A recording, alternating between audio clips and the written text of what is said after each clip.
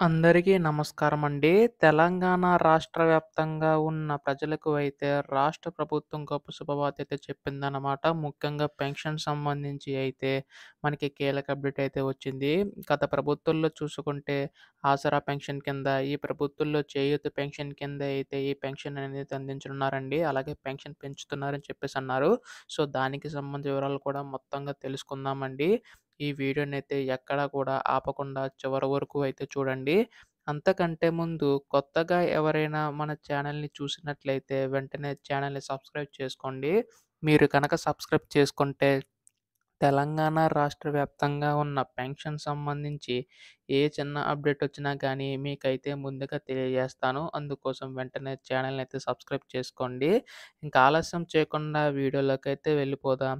తెలంగాణ రాష్ట్ర వ్యాప్తంగా ఉన్న పెన్షన్‌దారులకు అయితే రాష్ట్ర ప్రభుత్వం అయితే గొప్ప శుభవార్త అయితే చెప్పిందనమాట. ఇప్పటికే పెన్షన్ సంబంధించి చాలా వరకు కూడా ఆలస్యమైంది. ఈ యొక్క సెప్టెంబర్ పెన్షన్ సంబంధించి ఇంకా అందలేదని చెప్పి చాలామంది అడుగుతున్నారు.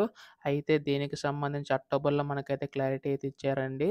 ఇక్కడ చూసుకుంటే ఈ సెప్టెంబర్ పెన్షన్ సంబంధించి కూడా మనకు త్వరలోనే అయితే విడుదల చేయబోతున్నారు.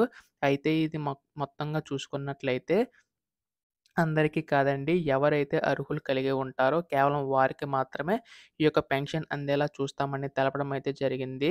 అయితే ఇక్కడ ముఖ్యంగా చూసుకున్నట్లయితే వృద్ధాప్య పెన్షన్‌లకైతే రూ. 4,000 చొప్పునైతే అందిస్తున్నారు. అలాగే దివ్యాంగులకు చూసుకుంటే రూ. 6,000 అయితే అందిస్తున్నారండి. అయితే దీనికి సంబంధించి మొత్తంగా 22,000 కోట్లయితే విడుదల కానున్నాయన్నమాట. దీనికి సంబంధించి కూడా రాష్ట్ర ప్రభుత్వం అయితే అంచనా వేసి ఆమోదం అయితే తెలిపినట్లుగా తెలుస్తుంది. దీనిపై కూడా మనకి త్వరలోనే అధికారం ప్రకటన రానుందండి.